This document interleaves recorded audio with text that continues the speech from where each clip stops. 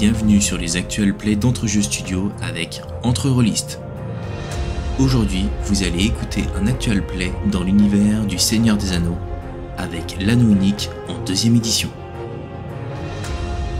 Épisode 1. Vous êtes à Esgaroth, la ville du lac, parce que votre garant, Gandalf, vous avait demandé d'apporter une lettre au bourgmestre de la ville. Ce que vous avez fait, avec brio. Et vous avez passé une petite semaine au lac d'Esgaroth en attendant des nouvelles de Gandalf. Sauf qu'il vous avait prévenu que s'il n'était pas là au bout d'une semaine, vous pouviez rentrer à Foncombe, parce qu'il était sans doute parti faire d'autres choses. Connaissant Gandalf, ça vous étonne pas tant que ça. Barbeau, t'as passé quasiment une semaine sur une barque à pêcher dans le lac toutes sortes de poissons, mais pas si gros que ça, finalement. Mais c'était génial. Et donc, vous êtes à la veille de votre départ, enfin non, vous n'êtes pas à la veille de votre départ, vous êtes sur le point de partir de la cité. Et donc vous franchissez le grand ponton qui mène à la ville du lac, qui est assez large pour faire passer plusieurs chariots, entièrement en bois, puisque la ville du lac est entièrement en bois et sur le lac. Elle porte très bien son nom, cette ville. Et donc vous vous apprêtez à partir. Et vous prenez la route qui mène vers le Sentier des Elfes, qui est la meilleure route pour traverser la forêt noire, même si c'est quand même dangereux. Pendant l'après-midi, vous longez le lac et vous profitez des derniers rayons de soleil de la fin de matinée, quand vous entendez un petit peu à l'écart de la route des éclats de voix. Il y a des gens qui ont l'air plutôt menaçants. Ok. Et ça a l'air d'être 10-15 mètres. Hein. C'est vraiment juste à l'écart de la route, quoi, derrière des kékés, derrière des buissons. Quoi. Ok. Moi, je sors mon fifre et je commence à jouer de la musique. Mais non, justement, faut pas se faire repérer, t'es mignon. Très cher Hobbit, le mieux c'est que nous restions discrets. Maître Nain, équipez-vous de votre meilleure arme et je vais m'équiper de ma meilleure épée. C'est une maison bleue, adossée à la colline. Ah, je me mets à Polo, chanter il un faut peu de- vraiment que je t'explique le concept de la discrétion. Primordial quand on pêche, indispensable sur les routes enfin. Mais C'est en ça apaise chantant les- comme ça qu'on va. Ça apaise les tensions de chanter. Ça permet de Oui, rendre les d'accord, gens mais- heureux, d'apporter de la gaieté, de la joie dans ce monde de brutes. Maître Hobbit, je vous supplie d'arrêter de chanter. Oh, Je range mon fifre. C'est bien. Ça va faire très bizarre quand même, fifre, hein, comme Oui, nom d'instrument. oui. Eh oui, mais pour ceux qui ne le savent pas, le fifre est une petite flûte très aiguë. Très Aussi, répandu moi, chez Énormément Hobbit, dans les d'ailleurs. villages du sud, dans les montagnes généralement. Eh, mais moi aussi j'ai un fifre. En fait.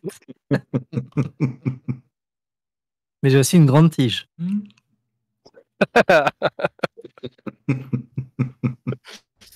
Somme Oh. de vie.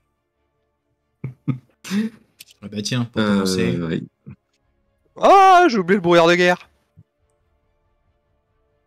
Combat. Ah, non, c'est bon. Direct combat. Bam. Combat. Bon, bah, Bonjour, bienvenue dans le Seigneur des Anneaux. Bam, combat. Quoi. Pas J'ai tout de suite. l'impression de jouer à Donjons et Dragons, quoi. voilà, Trémolo, une bonne occasion d'essayer de les calmer avec vos notes lyriques. Donc, vous contournez le buisson et les arbres. Effectivement, vous voyez qu'il y a trois soldats, on pourrait les appeler comme ça. Ils sont habillés un peu en armure, casqués, avec juste des gourdins ou des épées courtes. Mhm. Et ils sont en train de gueuler sur un mec plutôt pensu, plutôt vieux, la quarantaine, cinquantaine, qui est dos à un arbre et qui se défend avec son bâton. Et derrière cet homme-là, il y a un petit garçon d'une douzaine d'années apparemment. Un des gardes se retourne en vous voyant arriver Et il vous dit vous mêlez pas de ça, dégagez. Et il pointe son épée devant lui d'un air ah, dégagez. D'accord, faisons comme ça. Non, fait Je que commence passer. à partir.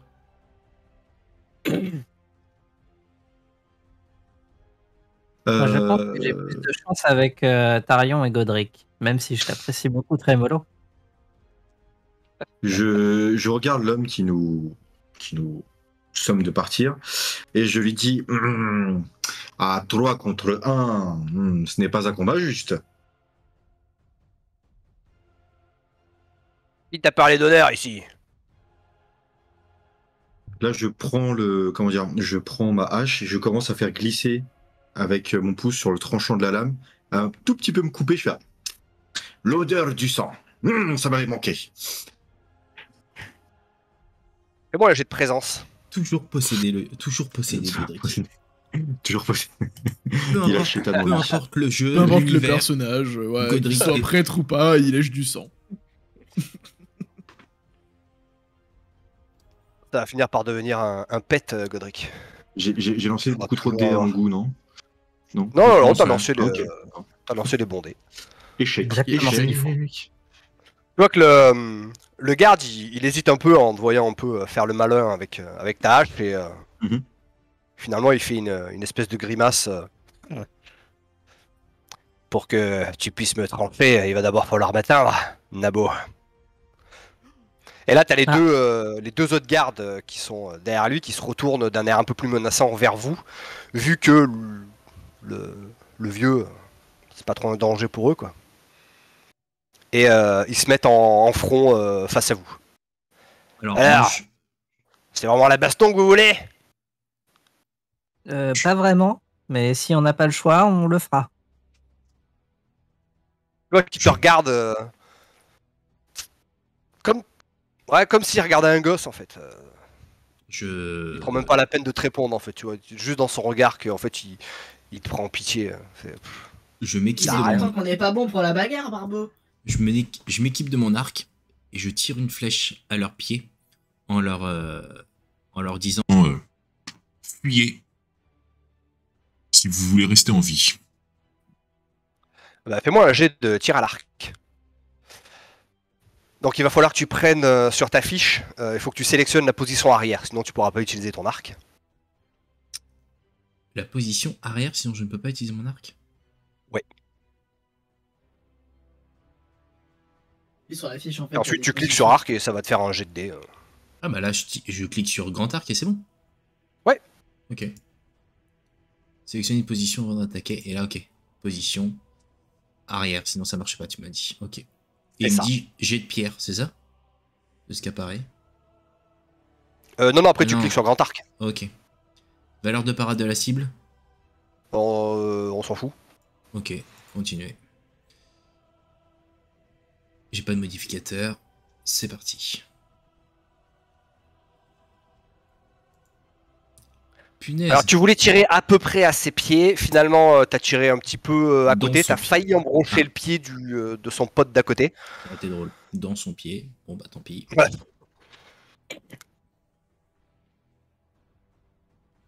Ah punaise. J'ai pas verrouillé mon background. Voilà. Eh ben, vu que tu viens de leur tirer dessus, tu vois qu'ils avancent fermement d'un air de vouloir en découdre vers vous.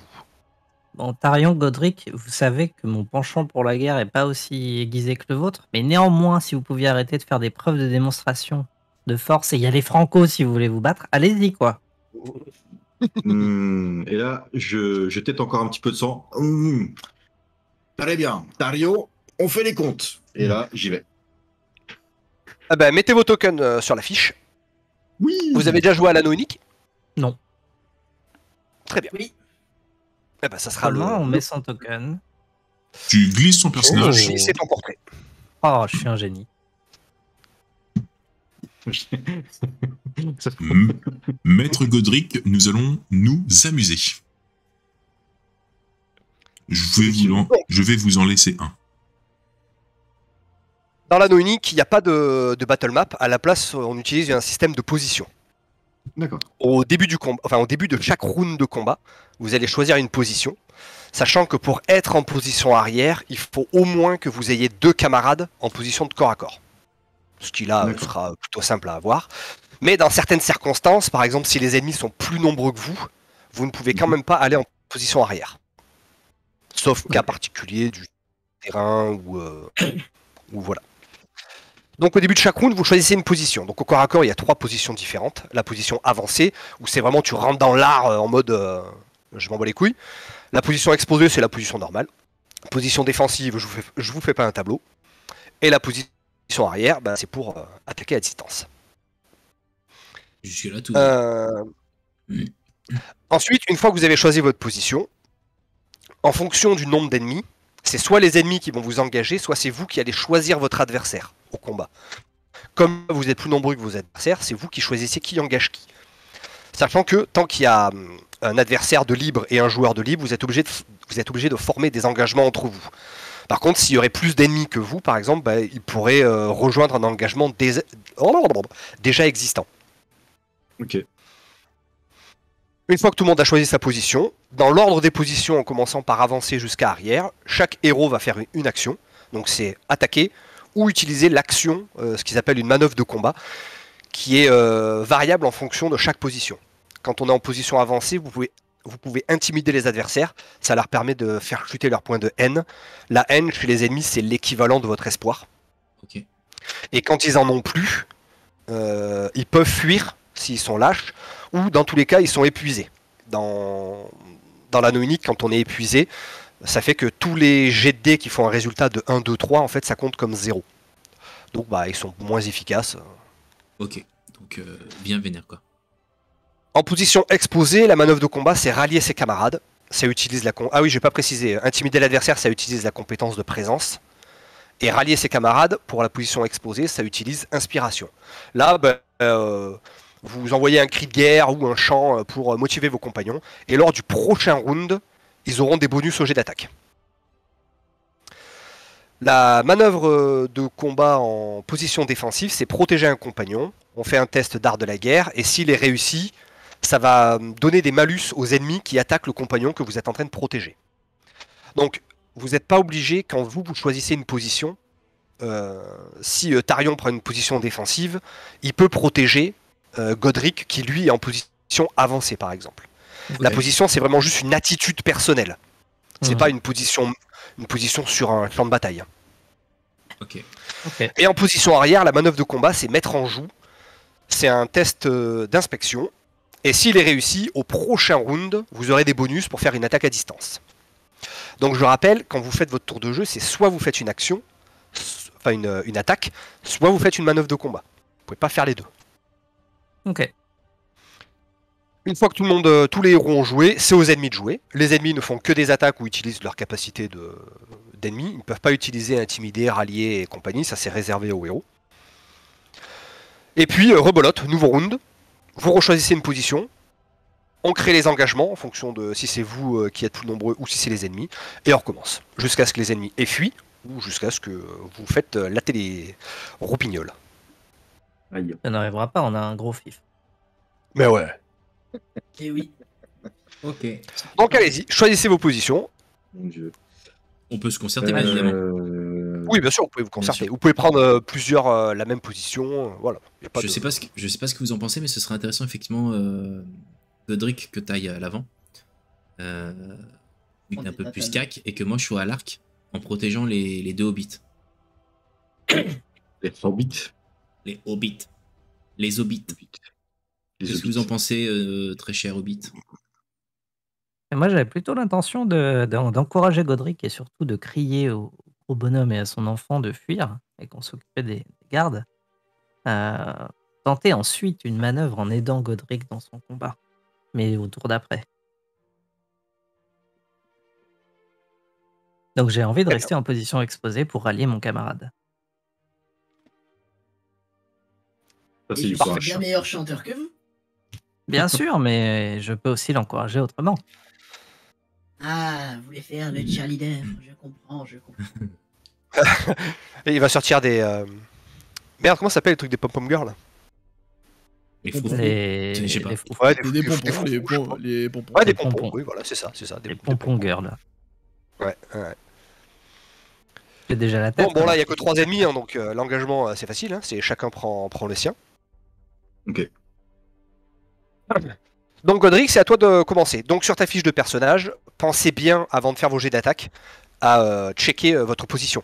Comme ça, le logiciel prend en compte directement les bonus au jet d'attaque que vous avez, etc. Ok. Et Donc, ensuite, tu peux faire ton attaque ou ton action. Bah écoute, comme je suis un nain qui adore se battre d'une manière assez exceptionnelle, c'est-à-dire que j'adore humilier mes adversaires, je vais dans un premier temps, je vais lui mettre un coup de hache pile dans le pied pour qu'il soit bien ancré au sol et qu'après je puisse le boxer les burnes. Vas-y, Donc fais-moi dans un premier temps un jet de hache, parce qu'on aime ça. C'est les copains, c'est la famille. Encore un style de combat bien à vous, Godric. Tu aurais pas aimé. C'est faire l'art la martial place des de nains. Sophie. C'est du nain... du nain... comment on pourrait appeler ça? Du namaga. Ou de la boxe naine. Maître Hobbit, je vous conseille d'observer et d'apprendre. Vous allez voir du grand Godric. Du Gourmendes. Est-ce que je rajoute le 1 dé d'attaque ou il le fait automatiquement? Il le fait automatiquement. Quand tu choisis ta position, il le met tout seul. Ok, bah, Ouais. je choisis ma position, donc c'est bon alors. Hop. Donc là, vous avez le résultat de l'attaque qui s'affiche. Donc ça fait un gros pavé. Donc on va expliquer un peu ce qui se passe. Mhm. Comme tu as obtenu une réussite spéciale, tu peux faire ce qu'on appelle un dégât spéciaux. Donc là, la fenêtre doit se fermer, mais sur le côté de votre, Oui. de votre PC, normalement, vous pouvez voir les résultats des jets de dés. Ok. Donc dans l'anneau unique, les dégâts de vos armes sont fixes. Donc ta hache, elle fait 6 dégâts, donc tu feras toujours minimum 6 dégâts si tu touches. Ok. Ensuite, quand on obtient des réussites spéciales, on obtient des réussites spéciales quand on obtient des 6 sur tous les dés que vous lancez. Pas mal. Vous pouvez déclencher un dégât spéciaux. En fonction de l'arme que vous utilisez, les dégâts spéciaux sont pas les mêmes. Mhm. Et donc toi là, tu peux faire soit un coup puissant pour augmenter tes dégâts de 8, soit tu peux te repositionner, tu vas gagner +1 de parade jusqu'à la fin du round. Et donc dans ce cas-là, tu peux déplacer ton token tu vois, dans la zone repositionnement +1, ici. Ok. Comme ça, Ok. on se rappelle que jusqu'à la fin du round, tu as +1 de parade. Mhm. Ou sinon, tu peux lui... comme toi, apparemment, tu portes un bouclier. Mhm. Tu peux lui donner un coup de bouclier et ça lui fait perdre 1 dé jusqu'à la fin du round. En gros, ça le repousse à la somme. Écoute, je vais, entre guillemets, au niveau de la cinématique, du théâtral, je lui mets un coup de hache dans le pied pour bien l'enfoncer au sol et je lui mets un coup de bouclier dans les burnes, puisque ces burnes doivent se trouver pas très loin de ma tête. Donc, je vais avec un coup de bouclier, histoire de le plier un petit peu plus. Ok. Est-ce que vous avez remarqué, très cher Barbeau, que c'est de la poésie ce que nous sommes en train de vivre actuellement avec Godric? Je vais m'inspirer, il a l'air d'être très doué dans son art. Je vais essayer d'en tirer profit. Il me donne envie d'écrire une chanson sur les exploits. Et donc, tu vois également que ton arme a obtenu un coup perforant. Un peu comme dans Donjons et Dragons, uniquement sur le dé du destin. Si vous obtenez un 12 ou un 11, Mhm. vous faites un coup perforant. Alors le 11, ça dépend l'arme que vous utilisez, hein, mais pour la hache, c'est 11. Quand vous utilisez un coup perforant, votre cible doit faire un jet de protection. Ça sera valable pour vous. Hein. Si un ennemi obtient un coup perforant, vous devrez faire un jet de protection. Ok. Le SR du jet de protection varie en fonction de l'arme que vous utilisez. Donc normalement, il est censé s'afficher, mais là, je crois que comme la boîte de texte était trop grande, on l'a pas vu. Donc il faudrait que tu me donnes la valeur de blessure de ton arme. C'est marqué coup puissant, dégâts +8, parade +1 pour tout le round. C'est ça que tu voulais? Non, après j'ai coup de bouclier, après j'ai coup perforant. Mais normalement, en dessous, il doit me marquer la valeur de blessure. Mais là, il a pas marqué. C'est Donc... marqué si la cible a un niveau d'attribut de 6 ou moins, il perd 1 dé pour tout le round. Ouais, ça je l'ai. Et c'est quoi que tu veux, du coup, le coup perforant? Non, la valeur de blessure de ton arme.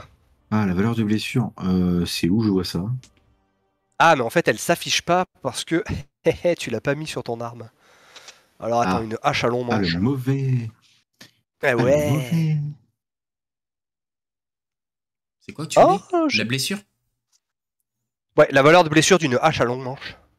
Bah, ça, c'est un bon moyen. Je pense que ça doit être 16, je dirais, de mémoire. C'est dans blessure, c'est ça? Ouais. Ouais. Ah oui, bah c'est toi qui viens de me la rajouter. Ouais, je viens de le mettre. Je t'ai vu. Bon, donc là, je fais un jet de protection, dont la difficulté est de 16. Ok. Hop. Je l'ai raté. J'ai un bel échec. Quand on rate un jet de protection, on subit une blessure. Mes ennemis, ceux-là en particulier, au bout d'une blessure, ils sont out. C'est-à-dire que tu viens sans doute de lui trancher la jambe ou de lui trancher le bras, et il va mourir comme une grosse merde. Pour vous, c'est différent. Si vous subissez un coup perforant et que vous ratez votre jet de protection, vous êtes blessé, mais en premier lieu, ça n'a pas d'impact. Ça va juste déterminer un certain nombre de jours. C'est ce qu'on appelle la gravité de la blessure, donc entre 1 et 12. Et pendant ce nombre de jours, vous allez subir l'effet de la blessure. En gros, tant que vous êtes blessé, si vous subissez une autre blessure qui vous blesse, vous tombez inconscient. La blessure n'a pas d'autre impact. Ok. Si, hormis que vous récupérez moins de points de vie, enfin de points d'endurance pendant les repos. Mais voilà. Donc là, vous venez de voir Godric qui a fait tourner sa hache et qui vient de sectionner un bras du... La jambe, s'il vous plaît, la jambe. la jambe. Qui vient de sectionner la jambe nette du bandit. Et je finirai cette petite action par pas très solide. Je connais les nains depuis des centaines d'années, Maître Godric, et vous arrivez encore à me surprendre. Ma foi, c'est un âge de famille. J'ai beaucoup travaillé pour ça. Beaucoup. Tranché beaucoup d'arbres pendant ma jeunesse. Ce qui est bien, c'est que t'as pas besoin de voice mode, toi, pour ton nain. Ouais, ça va être beau demain au travail. Bonjour les gars. Ok. Eh bien, Barbeau, c'est donc à toi de jouer. Eh bien, comme je l'ai dit, je suis autant impressionné qu'écœuré de ce que je viens de voir. Mais je vais essayer de m'en inspirer aussi. J'essaye de faire une feinte en regardant le bandit face à moi et en faisant mine de regarder derrière lui en lui disant allez-y, frappez-le à la tête, histoire d'essayer de le déconcentrer, pensant que l'autre derrière va le frapper. Si ça fonctionne, que je souhaite, je sors ma dague et je lui planterai ma dague dans son fifre, puisqu'a priori c'est une technique qui fonctionne chez Godric. Eh bien, vas-y, fais-moi un jet de dague pour savoir si ta feinte a marché. Alors, dague. Sélectionne bien ta position. C'est dans ressources. C'est dans quel onglet déjà qu'on trouve les armes? C'est dans général. Général. Attirail de Premier truc, guerre. T'as ta position. Et après, Général. t'as attirail de guerre. Dague. D'ailleurs, je peux vous Ouais. expliquer aussi vite fait le toolpit avant le jet de dés. Donc vous avez jet favorisé, jet défavorisé. Quand vous êtes favorisé, ça veut dire que vous lancez 2d12 et vous prenez le meilleur résultat. Défavorisé, c'est l'inverse. Vous lancez 2d12, vous prenez le moins bon résultat. Modificateur, on ajoute ou on perd des dés, mais ça c'est moi qui vous le dirai en fonction de certaines circonstances. Et dans les autres modificateurs, c'est à vous de le choisir. Chaque fois que vous faites un jet de dés, vous pouvez dépenser de l'espoir. Vous avez une réserve d'espoir, donc par exemple, Barbeau, tu as 15 points d'espoir. Quand tu dépenses un point d'espoir sur un jet de dés, tu vas lancer un dé supplémentaire. Donc ça, pareil, c'est automatique. Hein. Tu cliques sur espoir et tu fais OK et ça fera ce que ça a à faire. Mais vous pouvez également être inspiré. Quand on a créé vos personnages, vous avez reçu des particularités. Donc par exemple, Barbeau, vue perçante, passionné et folklore. Si, quand vous faites un jet de dés, vous me vendez l'utilisation d'une particularité, ça veut dire que vous pouvez être inspiré.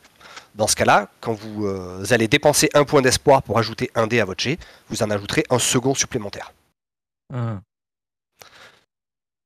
Épuisé, c'est... on verra quand ça arrivera, mais ça vous épuise comme les ennemis.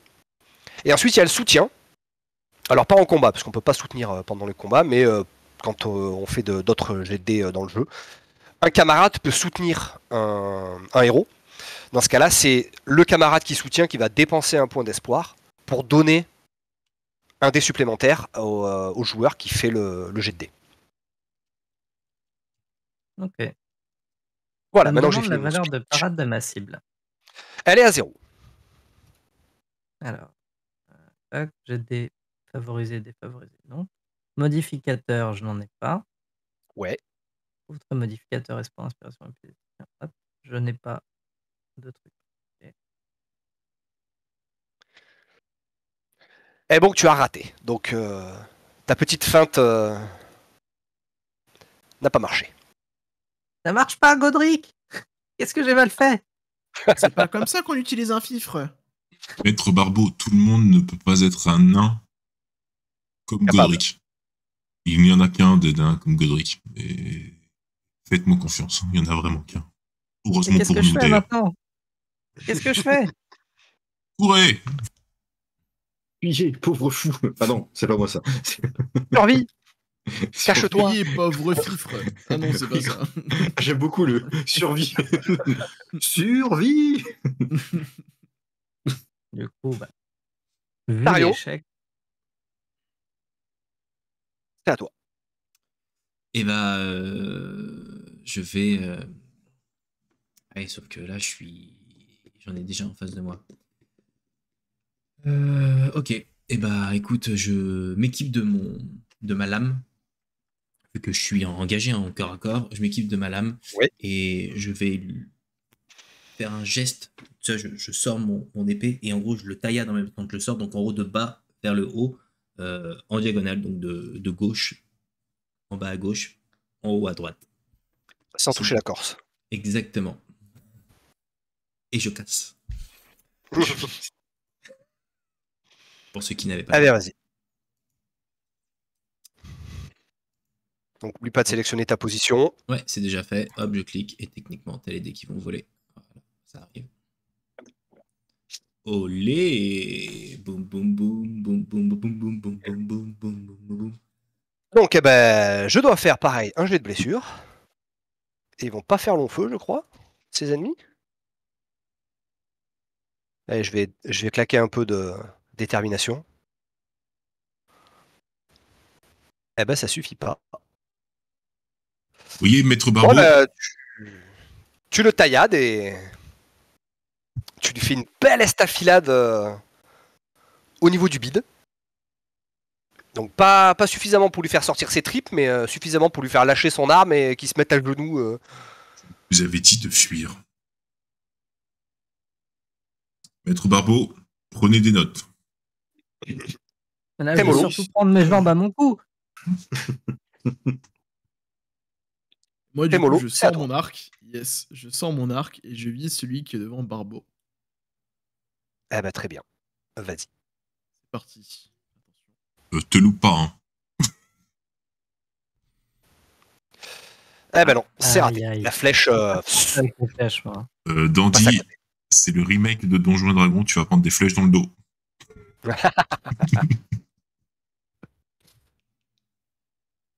Oh, zut alors! J'ai encore raté ma cible pour la 37e fois consécutive. C'est dommage. T'aurais dû utiliser ta semaine à Esgaroth pour t'entraîner à tirer. Je pense que oui. Donc là, c'est la fin du round. Donc, on rechoisit des positions, les ennemis se rengagent, mais bon, vous imaginez bien que le gars, il vient de voir son pote se faire couper la jambe et l'autre se faire entailler le bide. Il lâche les armes et fait c'est bon, je m'en vais. On voulait pas en arriver là. Et il commence à reculer dans les kékés en mode je m'en bats les couilles de mes collègues. Ouais, bah, sachez que j'aurais pas hésité à faire pareil. Et donc, hop. Mais- je, mais- souhaiterais, je souhaiterais, quand il se retourne pour se barrer, jeter ma hache. Ok. Ah bah, J'allais vas-y, su- jette ta hache. J'allais suggérer justement, Maître Godric, que vous fassiez quelque chose digne d'un nain de votre renom. Écoute, c'est parti. Je n'en attendais pas moins de vous. Du coup, je suis en Vous connaissez exposé. l'histoire des 3 bandits qui rencontrent Godric dans la forêt? C'est une Et histoire paf, les bandits. Si tu lances ta hache, il faut que Oui. tu te mettes en position arrière, hein, sinon il pourra pas faire de jet d'attaque à Ok. distance. Ça marche. Donc, en position arrière. Et j'appuie sur H longue manche. Vous ne pouvez pas utiliser d'armes de corps Ah oui, à corps toi, en tu veux- position arrière. Attends, tu veux lancer ta hache à long manche? Oui. Je pensais que t'avais une J'arrive. haquette ou. Ah non, j'arrive comme ça, j'attrape. Je crois que tu peux pas aller lourde quand même, non? Ouais, bah alors mets-toi en position pas exposée mais en position avancée et par contre t'as moins 2 dés de malus. Ok, Le ça gars, marche. le gars, il s'est créé au JO, tu sais. Il tourne sur C'est lui-même pour faire le lancer de hache, tu sais. Donc, je perds 2 dés. Ok. Il a cru que c'était un viking, le gars, tu sais. Si t'y crois, ça passera. Réussite. Il a réussi. À Alors- moins 2 dés, il a réussi. Depuis la dernière fois, quand même, je trouve que Let's Roll est un peu plus sympa avec nous. Les dés sont quand même plus de notre côté. Après, en Oui, même c'est temps, vrai. ils ont enfin compris que si vous voulez garder les gens, fallait faire des bons jets à ceux qui avaient payé, tu vois. Tandis qu'avec Dandine, on n'a pas payé, on fait des jets pourris, tu vois. C'est plus logique. Ça nous donne envie d'acheter le logiciel, tu vois. C'est On évident va investir qu'il y a- dedans, tu vois. Il y a un Rappelons-le, bonus ouais. payant. ouais, rappelons-le, Aventure des Jeux a fait all-in hein, quand même. C'est important. C'est vrai. Et C'est C'est pour ça, important tu de le vois. dire. il faut- Ah non, moi j'ai J'ai pris fait- la version basique. Enfin, non pas le pledge à 1€, mais Mais tu vois, celui, c'était 15 je crois, ou 15 ou 20.